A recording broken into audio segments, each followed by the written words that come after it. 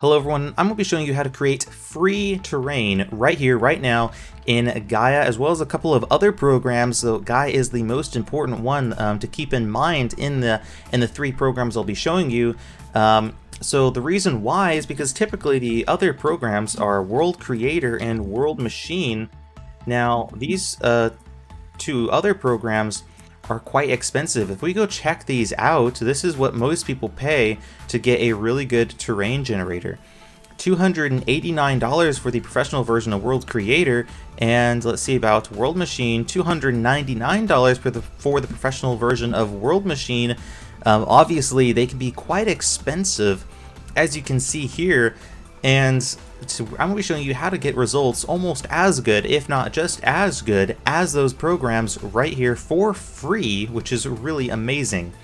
Now, you're going to need to take more steps than if you use those programs. So if you are a professional, those programs are the ones I'd probably recommend. You probably have to do some research on that. I plan to do some videos on both of those individually, but this is for those of you who are wanting to do this for free, and let's get right into it. So before I can jump on in, I need to explain a couple things about Gaia. Whenever you go to download it, you will probably find this site right here. When you go to the download section of the website, you will see this here, and it says, "Note, a newer Bleeding Edge build is available. Do not download the Bleeding Edge build. That is a horrible idea on so many levels you do not even want to know. It is very buggy and very glitchy. Do not download the Bleeding Edge.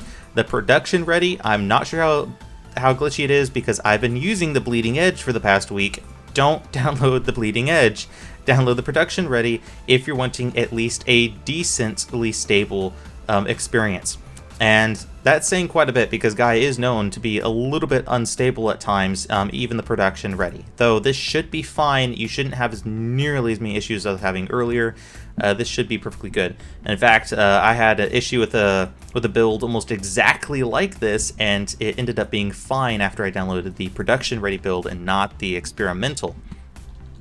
So now that I've gone through all of that to make sure you download the right one, I'd also need to explain that my perspective on these programs and a little bit about me, so you understand what my perspective is, so you understand what I'm explaining, because I've been programming for roughly 9 to 10 years, and I've even done a basic terrain generator. I've done some other stuff as well. So I've been programming for a while. I really like technical subjects. I've learned about erosion and ray tracing and a bunch of other things like that, and so just keep in mind that I may over-explain things. All you need to know is how to use the program. You don't need to understand what it's actually doing.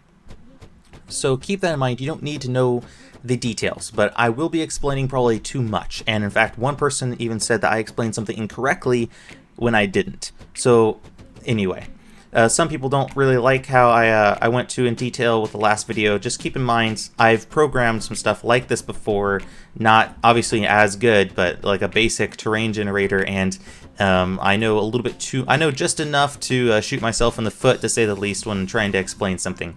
So I apologize ahead of time, but also you'll probably find a lot of those little things are really interesting as well.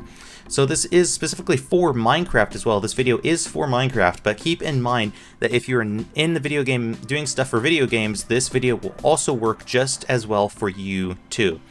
So yeah, it's a little bit of a weird niche, I know, especially since I'm pretty sure a lot of people are going to be watching this from a variety of backgrounds, but we'll just have to go with it. Yeah, just keep that in mind that I'm making this for Minecraft, but everyone's welcome to learn from the video, and I'm trying to make sure that I accommodate everyone in the video. So let's get right into it. So we have Gaia, which is obviously one of the more important ones to get a good result, because this is the foundation of what your build will look like. So you need this to look good. Whatever you're doing in here, you need to make sure this is what you want it to look like. Next, because Gaia is limited to 1024 by 1024, that is the size limit of the image, because the height map is an image. Most people probably already know that, but if you don't know that already, a height map is an image, and each of these things here, you'll probably see little pokey things. You can sort of see it I think there's one right there. There's one right here for sure. So there is a point right here. There is a pixel right there, and that pixel is a value between 0 and 1, as mentioned earlier. And however dark it is makes it shows that it's lower, and however bright it is shows that it's higher up. Now let me see if I can actually get the colors. Actually, I'll just build it real quick. So I already have it set up just so I know that I'm getting a result that is decent enough. So when you go in, you'll see that every single pixel has a value. Now, depending on if it's black, then it's all the way at 0. And each of these, if it's brighter, then it's up higher. If it's darker, it's down lower. So hopefully that makes sense. You don't necessarily need to go too into detail with this. Programs read it, and that's all you need to know is that a program can read this and give you the result that you're wanting. So all these things are basically image editors in a way. So let's get into the next part with that. So with that, we can take that and we can import it into World Painter. This will be our second step. The reason why we're importing into World Painter is I want to show you how to do a 2K by 2K map. So in order to do a 2K by 2K map, you're going to need to have brushes for this program. Like these over here. These are from my previous attempts when I messed up the video, but that's not important. So with this, you can use it to create different brushes like you see here, and you can get some fairly decent results when working with this program, even if you just do something as basic as this and just sort of click on different areas and like this. You can, as mentioned, get pretty decent results, especially because if you have a good brush, then this becomes so much easier. If we look at this in a 3D view, then it looks fairly decent. It looks like a mountain, it looks like there's erosion, and that's something I find really cool, that you automatically get some of these really complicated things to get right sort of automatically if you have a decent enough brush. So having a good brush helps a lot, and that's why it's a good idea to sometimes have your own custom brushes. These are ones I downloaded off the internet. They're fairly decent. They're not perfect, but they definitely get the job done, and in most situations this is pretty much all that I typically need, but it's still nice to have some good brushes. So that's what we're going to be going over right now, is how to make brushes. And the reason why it's so handy is, as mentioned, Gaia is limited to 1024 by 1024 on the free commercial version. So if you're wanting to use this for larger than 1024, you're going to need to use World Painter or any program similar to it. I'd recommend World Painter just because it's really easy and it works well and it's free. So I mean, there's a bunch of good reasons there. There might be some other programs that can do some similar things, but this one works well enough to do what we're going to be doing here. Next, we're going to be using Terra Sculptor, which I don't have open. It's right over here. Now, Terra Sculptor, which I'll probably have to show you the website for that in a second. Let's open that up. Terra Sculptor is also a free program, and it's not necessarily very great. I'm sure there's things that you can do to do better. I've not looked at very many tutorials on how to use it, because in my opinion, I do not see a reason to use it over Gaia. Gaia is a lot better, so there's no reason to use this program for anything super advanced.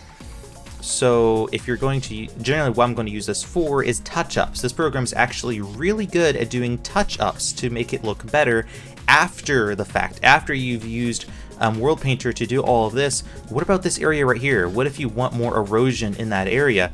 Are you going to do it by hand, or are you just going to use Terra Sculptor to do those finalizing touches? And that's why one reason why I like Terra Sculptor is because it's very good at those finalizing touches. So let's jump right on in to Gaia, and I want to explain this program. So this program is a node-based program. Now, many of you may or may not be familiar with node-based programs. Another one that you might be familiar with is Blender. Blender is a really popular 3D program and is also node-based, which I'll show you right now. This program, so like this program also has nodes. As you see here, it works basically the same way. You have an output and you have an input. The same way here, you have an output and you have an input. So you have an output and it goes into an input. So if you're familiar with Blender, this will probably be very intuitive, and that's one reason why it's intuitive for me. Very used to Blender, and after using that program for a while, I definitely understand, the concept of nodes. And one of those concepts is actually, let's just go and let's look it up. Visual programming language. Now, this is going to sound really complicated, and this is just how I personally understand it. If you do not understand it, the only thing you really need to understand is that you just need to know what the result of using a node is. But there's a lot of visual programming languages, like we could look right here. This is one that's very popular that's been used. I think it's called Scratch. Many people probably used it in school. There's also Turtle programs that you've probably seen as well. Here's another one, I believe it's also really popular. The Lego has their robots thing that they have, and that is also a visual programming language. There's also a lot of compositing stuff. A lot of 3D programs use it. There's a bunch of different programs just all through here. Another example of Scratch. Here's Scratch again. That's a very, very popular one. I think there's also Visual Basic. Let me double check this. Visual Basic. Okay, Visual Basic isn't a visual programming language though. Okay, that's fine though. But yeah, anyway, the basic point I'm trying to make is that there's a bunch of programs like this, specifically Scratch, and you may be familiar with Scratch or Lego, the Lego robot thing I forgot the name of, also uses the visual programming language. There's some Turtle programs you may have seen in school. Python visual programming, probably seen something like that. I'm sure many people are familiar with some of these node-based visual programming languages. I'm just trying to give some examples of that. So one reason why I wanted to give an example of that is because each of these nodes holds a file on the inside of them. And I'm going to say it's a file, even though it may or may not be exactly like that. But basically what you're doing is you're saying, we have a file right here. This is a folder inside of our computer somewhere, and that folder houses a program called Mountain, or that file is called Mountain, or the file and the program is called Mountain. And inside that program, we have a generator to generate a mountainous-looking terrain. Right? That is what our program is doing. That is what it is trying to do. So we have that file in there that's doing that, and we could have an input, and we can throw in numbers, we can throw in a mask, right? And after we throw in that mask, it's a gradient. It does something based off of the numbers that we give it. So we have this gradient here, and we say, okay, we have this gradient, and we have a file called gradient, and it's generating a gradient like this, and it's creating this. But we can take this right here, this list of numbers. Every single pixel is a list of numbers, and we can take all that information and plug it into this mountain, and it'll generate this. If we remove this, right, this is what it would look like. Let's wait for it to load. This is what it would look like. So this is default. This is what it defaults to. This is what it looks like if you don't change anything. When we add in that gradient, all of a sudden now we get this instead once it loads up. We get this instead because we have this input, right? So we can input values and we can export values into another file. So also, to make sure you guys understand this, to move around, and you get this done first, you can zoom by using scroll wheel. Middle mouse button is this, and Alt and left click, you can do this here. So that's all you need to understand for moving around. Anyway, let's get back into me explaining the nodes. So we can take this mountain, and we can then take the information that is housed inside of this, and we can export it into Stratify, right? But we have a mask called height, so that we can specify that we only want it on the lower regions and not the upper regions, right? So first we have this result, then we're getting this result, and then we can plug that into erosion, right? So I probably want to change this a little bit because I don't like it exactly. Turn down the strength, and there we go. So yeah, so each of those we have an output, and we have an input. We can take the output, plug it into an input, and get a different result in a different file. And each of these are basically a different file, and it does some sort of effect or results that we are wanting for our terrain. So hopefully that makes sense. Personally, that's how I understand it, and it helps me understand that they're all just doing an effect with the information that you're giving it. It's not anything more complicated than that, really. And that is how I personally understand it. So if you want to edit something, if you want to do something, you just take one of these, and you can just take it and plug it into it and do your changes and move on. So with this one, this is a really basic result, but let's spice it up. I'll do one extra thing, and we'll do a combine, because that's very important. So if you take one of the nodes and we stick it out, we can then do that. We can do a combine. We can spell that out, and we can do a combine. We could also do a multi-combine, but that's really not important at the moment. We can take another one of these generators, if I can find one. As I said, not super experienced. Sometimes I lose some of these generators. Personally, I like... I also might not be able to find it because I've been using the wrong one this whole entire time, so it may not even exist. That would be nice, wouldn't it? Okay, so I think I'll probably just use multi-fractal. I'll try that out and see what that looks like real quick. That looks decent. To get some more noise in there, but I'm wanting something a bit flatter. Let's see if I could find that real quick. Worse lands. Yeah, something more like this. I'm wanting something flatter to go side by side with these, so we can plug this gradient into here, put that mask in there, so we can have a bit more of a gradient between this area and that area there. We may need a second gradient because we want that one to go out just maybe a little bit further, but we gotta be careful because we do not want it to go out to the edge, because we will have some ugly artifacts when we plug it into World Painter. So let's see, ratio. I want the mountain to be taller. We could possibly just do multiply instead. Let's see, multiply. If we do that, it will lower it, which is a little bit weird. Getting a decent result. I do like it, but it's not exactly what I'm wanting. We can just keep trying different things until we get the result that we're after. Power is not working, apparently. Actually, it's not bad. It's just not good either. Screen. Oh, screen I think will probably work about right. Because then we can have that slope right around the edge. Let's just go a little bit further with that. Okay, I think this will be good enough. I like it. We could obviously try a couple different seeds. So that's 1,281. We could try a couple different more and see if any of them are any better. Okay, well, you know, whatever. It doesn't really matter. I'm going way into detail with this. So let's plug this in into here. Let's move these out of the way. Put this over here. And now we have the stratification, which may or may not have helped. Let's see, stratification. I mean, it's yeah, we'll keep it. I like the little hills that we have there. Might as well turn it up a little bit. And let's see, substrata. Yeah, I think we'll want that turned up all the way. Let's see how much does strength affect it? Not a ton. That's sort of important. Substrata, we might want to turn that down. Yeah, we'll keep that. I like the little hills that we have there. Then we can plug that into the erosion and the thermals. I didn't really change the settings on any of these. They're very much the default, which is good for you guys because we will go over that right now. Some of those different effects that we can plug it into. So what's some ideas? So we have fluvial, and we don't want to turn up the power to get some better, like it'll dig in a little bit more. But we need to make sure that we apply the changes. That's something I keep forgetting to do. It seems like fluvial would probably have most effect in somewhere like here. So let's change that up real quick. Let's see. Not really.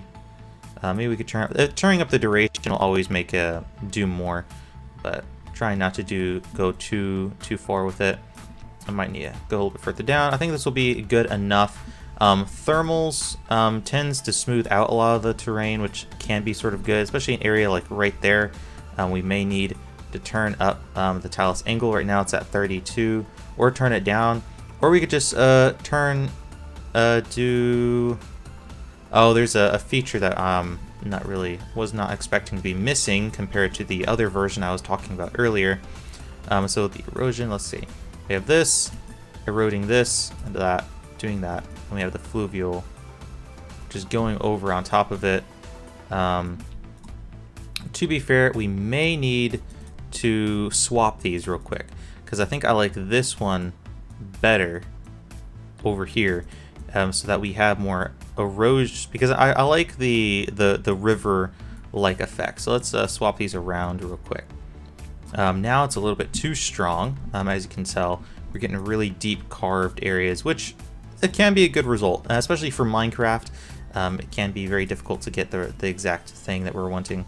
So rock softness, let's see, if we turn that down, what is the effect versus turning it up? This does fix some of those issues, but it makes it the softer looking. If we turn it up, this will make the rock a lot harder.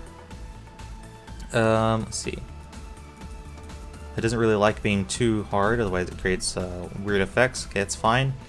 Let's see, what does down cutting do? Okay, actually, I like this a little bit better. This is, I like these. I personally like these. It may or may not be super realistic, but I do want those, mainly because Minecraft, you want to be able to explore over the terrain, not just on the terrain. We want to go over. Let's see, what does rivers look like? I want to apply some of those, so we change the depth 18% deeper. Yeah, there we go. Again, as I said, this may or may not be more Minecraft-esque kind of a look, but you can go for the same thing if you really want to. You can just change these settings to get any kind of look that you really want. Let's actually see what this looks like after we've gone through all that. So with fluvial, we're exaggerating a lot of this information. And micro erosion, we're going to be exaggerating it again, maybe even too much. Let's see. Let's compare. It doesn't really seem to be doing too much, but exaggerating those rivers, which means we can delete it because it's not really doing anything but exaggerating, and that's what this is doing anyway, so it doesn't matter. Let's double check what ridge looks like. We might need, this is more like what I was thinking about with the other that I was talking about. We could definitely combine this one on top of it, but I think this one already has that kind of a ridged effect, so I don't think we'll need it. We may need to change the scaling of this one to be a bit smaller so we get some of those details more towards the middle. It does have a really nice effect. And that's one thing I do like about Gaia is they have really good terrain like generators. Like this part already looks like a landscape, and that's before even doing any of the other stuff. So we have all that. Wow, the thermals don't really even go there, which is sort of interesting. Plug in the erosion, fluvial, and then there we go. This will be good enough, and if we really want to change it, because I think it is a little bit weird looking, I very much prefer maybe something a little bit different. Let's see what happens when we change the edge. Not entirely sure what edge is doing. It could possibly be part of the gradient not being wide enough, but we've got to be careful with that. Let's just change the seed again. It's very easy just to do that if we don't really like the result that we have right now. This is more like what I was thinking, to be honest. A lot more like what I was thinking. Apparently that's not helping. Let's see. If we turn up the edge again. Okay, this is more like what I'm imagining a typical mountain to look like. And we have worse lands. Plug into this. Plugged into this. And there we go. This is more typical of what I was thinking. We have more stratification. Going to need to turn this down with the height though. So the max is going to need to be way lower down. And there we go. Stratify does work in most of those areas. But let's actually even turn it up if we can, and possibly save the file, since this thing can be a little bit dangerous at times. Okay, so we have a very slow rendering file. And we're just gonna have to wait. Okay, that's nice.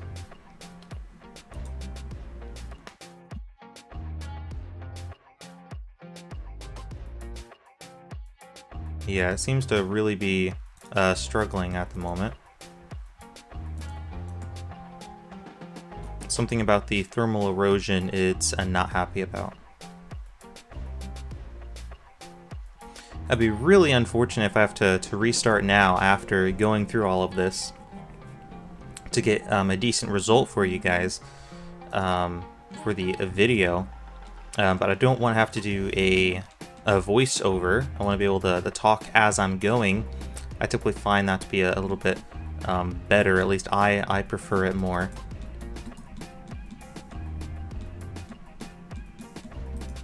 but it does seem we may have to exit and go back in. Luckily, we did save it, which should be enough to make sure that we don't have any issues. Open project. It should be, apparently it's called a retry. If this is not the correct file, then we're just gonna have to restart. Okay, is the correct file. Okay, that's good. That's why we saved. Now it's working fine. And I actually really like this this result already. It has some of those things I was mentioning, like cliffs, which will look good in Minecraft. You might have to change a couple things if it's not going to look good for you, but I personally really like it. So let us move on to exporting then. There's a couple things I probably want to change because I think some of these areas are probably a little bit too much, like right here. But it seems like it gets worn down quite a bit. It doesn't really need it all that much. There's a bunch of other things we could do though, such as swirl and rocks and all sorts of other stuff. Fractal, terracing. Yeah, there's a lot of the filters and things. This program has a lot of stuff. I sort of wish I had the professional version on this one as well, just because I personally really like the way that it looks. I want to plug in flow real quick, and I want to see that. So there we go. We have this. We have the output. I want to mark this for export. There we go. So we have that marked for export, and we have this as an export. So we need to we have to make sure that this is saved to our build folder that is working correctly, and we need to also save this as a PNG. It's set to normalize, which should work better. Now when we build, we should get a result that we're wanting. Now let's move on. And that's sort of unfortunate that we did have a crash. It doesn't really make Gaia look that great, but it is a very good program, and considering it's free, there's not really anything better to use, which is probably a little bit unfortunate, but it's not necessarily a huge deal in my opinion. For a lot of stuff, it is still very good. So let's get into the other program I was mentioning earlier. Let's save what we were doing. We can exit. We can go into World Painter. Let's first. There's two ways of opening a file like this. We can do from a height map, for example. So we could go into here and we could open it up, and we could import it in literally just like that. We could. Here's an example from one I did earlier. Tutorial tuts PNG, and yeah, literally already it's working fine. This is the terrain that I did earlier, and yeah, it works. Yeah, it's not that big of a deal to just do that. You could very easily just import terrain, and that's all you got to do. Now for us, if you're doing anything above 1024 by 1024, you're probably going to need to import it in as a brush. So I would recommend setting this to 2. Now to move around this scene, we could use the middle mouse button and control scroll, and that should be fine. Now we're gonna go to Tools, Open Custom Brushes. We're gonna go to you have to make a folder and call it whatever you want. And when I have my brushes folder here, what we're going to do is import this in as a PNG, and we're going to actually need to exit and go back in. Now I just made a file and all that. I just realized, and yeah, I know it will delete what I just did. That's fine though. It doesn't need to be at 0, 0. It just makes it easier when you're doing stuff if it is at 0, 0, and if we have the correct height and all that. So if you're going to do anything above 1024 by 1024, you're going to need to create a new world and set this up to be whatever height that you're planning on working on. Like this, land, flat, 2, there you go. Now we have our basic map, and we have our height map right here, and we could plug this in just like this and create our map like that, and we're getting the result just like how we thought we would be getting. But you could also rotate it, and this is one reason why this program can be really cool, is you can very easily just do this and have another mountain and plug it right in just like that. We can just move it over, and now we have those two mountains, and we could scale it down, we could scale it up, and do something more along these lines, and or whatever we're wanting to do. This is probably an extreme. Let's scale it down a little bit and rotate it.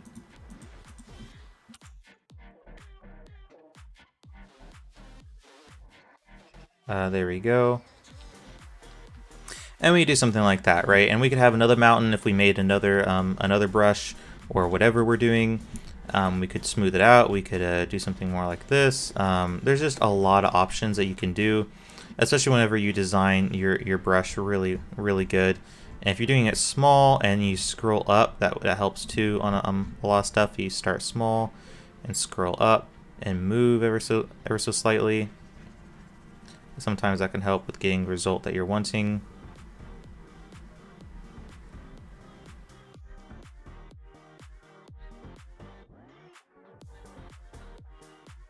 Making it a bit more pointy, you know, modifying it a little bit and getting that result. And already it has an effect of erosion. It looks like there's erosion in the terrain, and that works really well. And you're designing what you want it to look like. You're getting a result. You're able to design the exact shape that you want. That's one reason why it could be so cool. So let's name this tutorial. Now let's move on. Okay. I need to figure out what to call it. I have way too many files. Okay. Let's call it GT. Okay. So next, what you're going to want to do the final edits. Now, of course, if you're really properly doing this, you want to actually do proper final edits, like on a full world or whatever, after you've gotten the shape done and all that. Now, if you're doing this for Minecraft, it's not going to be a final edit. I'm just calling it a final edit because after you get your shape done, after you've looked at it with some basic texturing and okay, I like the shape, looks good in Minecraft, let's move on.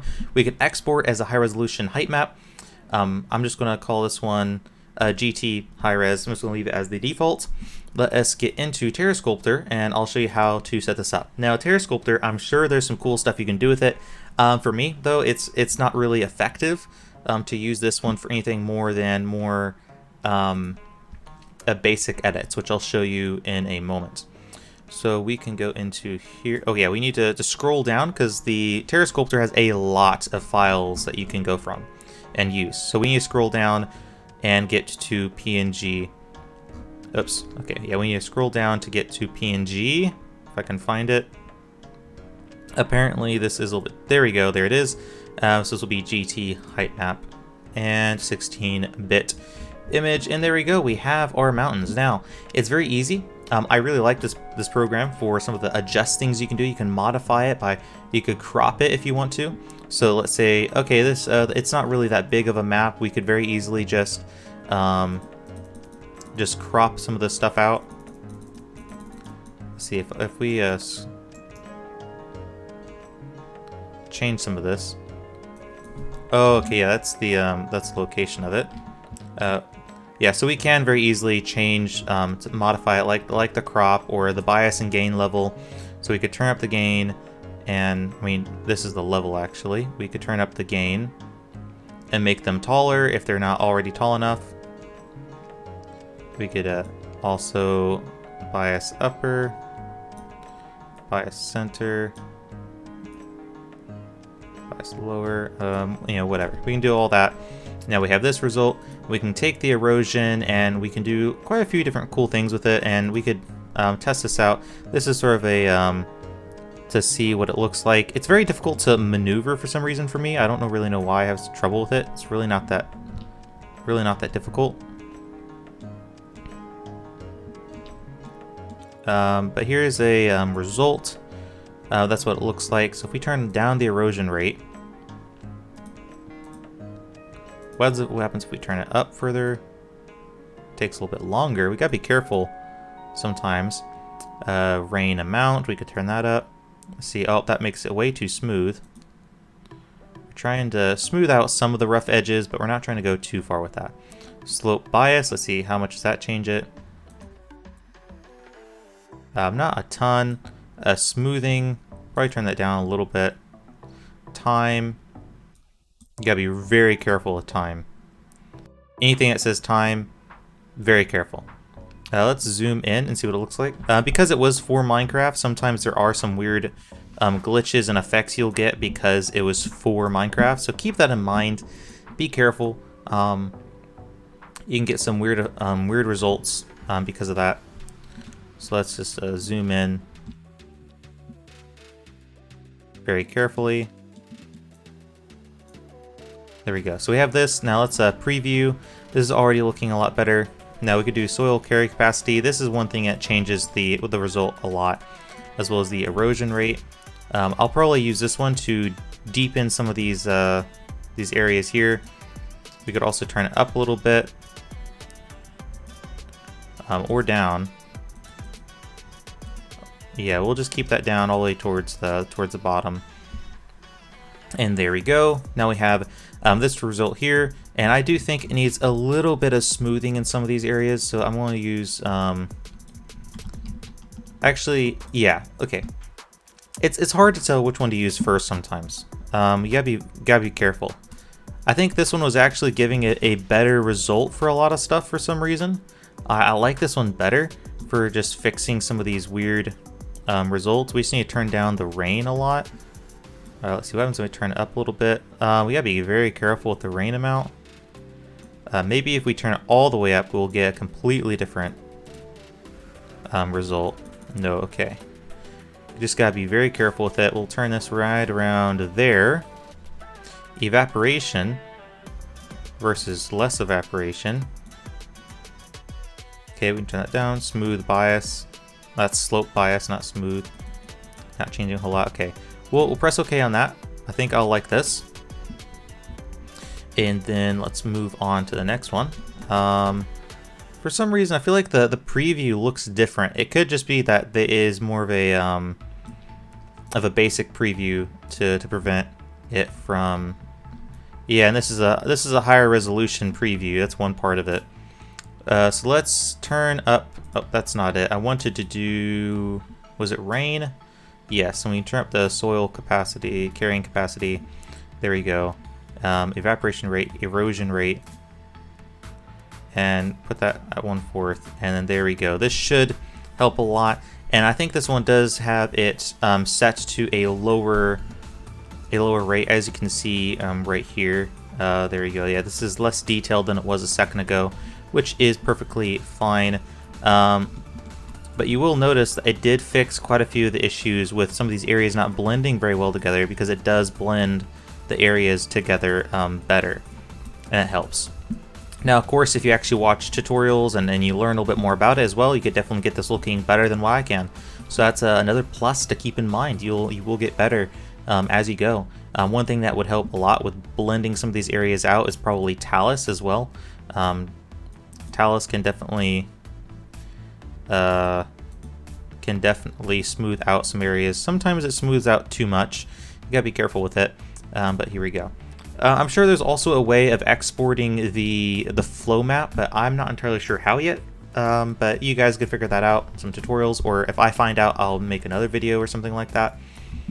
Because flow maps can be very useful for using it as a mask. Let's actually see if there's a button for that. We could export terrain. Let's see if there's any other. I'm sure there's ways of doing it, but I haven't been able to find it just yet. You could probably do it in Blender though. Might need to do some videos and stuff like that for Blender. So let's export it as a PNG. Let's call it the same thing. I'll just do it with an F on the end. There we go. For fixed. Let's save the project just in case, and exit the application. Let's go back in the World Painter. Even though I accidentally opened up a second one, may need to exit it. Now that we have this one, we probably need to save it, of course. But now that we have it, we can go into here and import this one in and set that up. And now we have this map, and already you can tell this one has a lot more contrast than the previous map. On the erosion, it's widened it out, it's exaggerated certain parts, it's also smoothed out some areas that are a bit more rough, and we have that previous result, and then we have this result. And this one's a lot smoother, has a lot less issues, because one thing that a lot of people complain about with World Painter is things have a lot of peaks. It's very peak. You'll accidentally go add too much and stuff like that. And there's some other issues with it as well. You might add into, it might be too rough, but after you put it through Terra Sculptor, it typically makes it smoother, which is actually a benefit in many cases. So in this program, we can do some very basic coloring, which is nice, and just set up at a, like this, and there we go. If we had a flow mask, we'd be able to color in those areas that have that flow.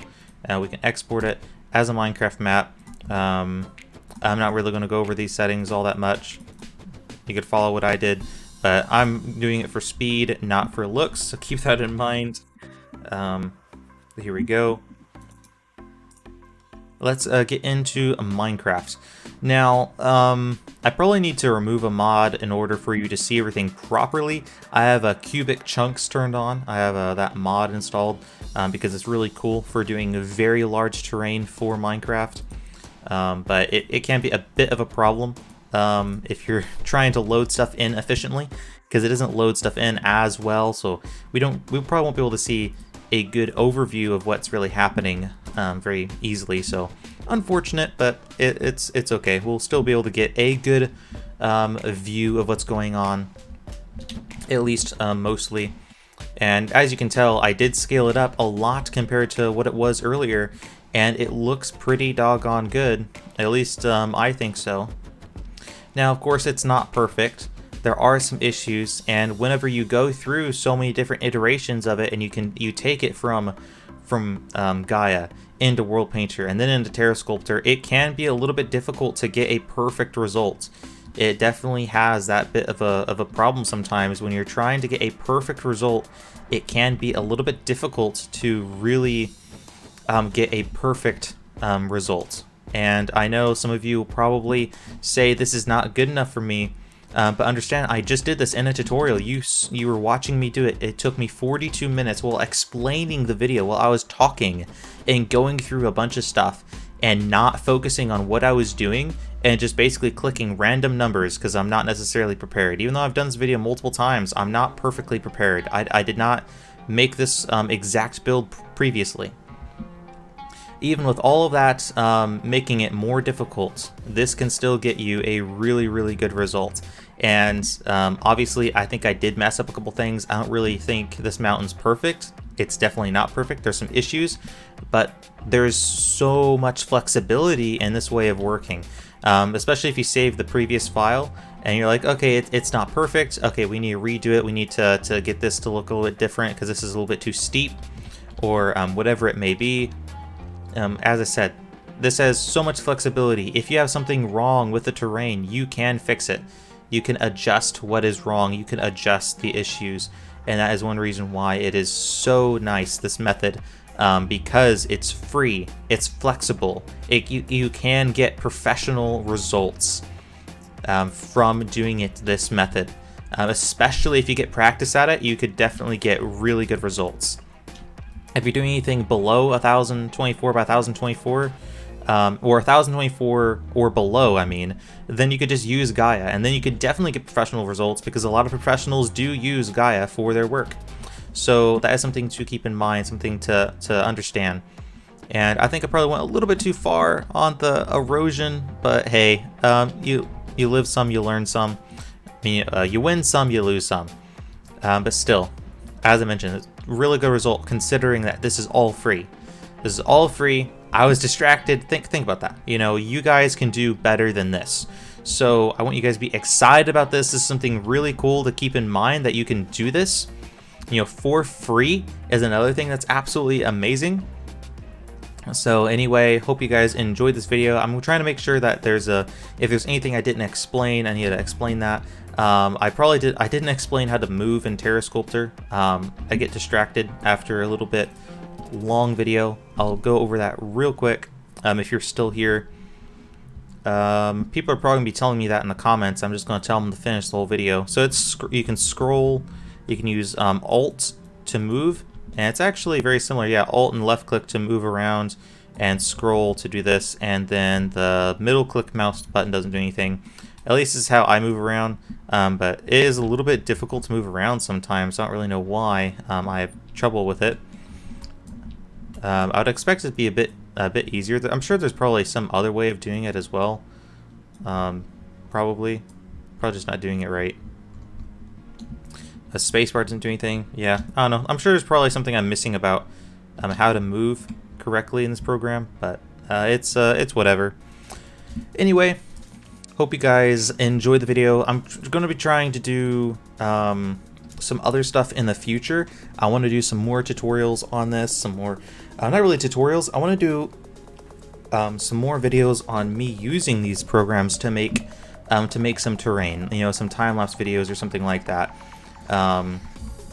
Because these programs are really cool, you can definitely get some good results. So, you know, what does it look like when someone actually focuses and tries getting a good result? And you can see in some of these things here, Gaia is a very, very good. It's not. Some of this isn't necessarily true. Fast prototyping, I'm not entirely sure about that. They have good primitives, but it is a little bit slow sometimes. Now, yeah, Gaia has its issues. It crashed while I was doing the video, but one thing that is really nice about it is that it's free for commercial use, and it does a really good job for what it is. It does a really good job, and these results are really amazing. And apparently, it was used for this. Pretty neat. Some of the stuff that's been used for. It's definitely a good program.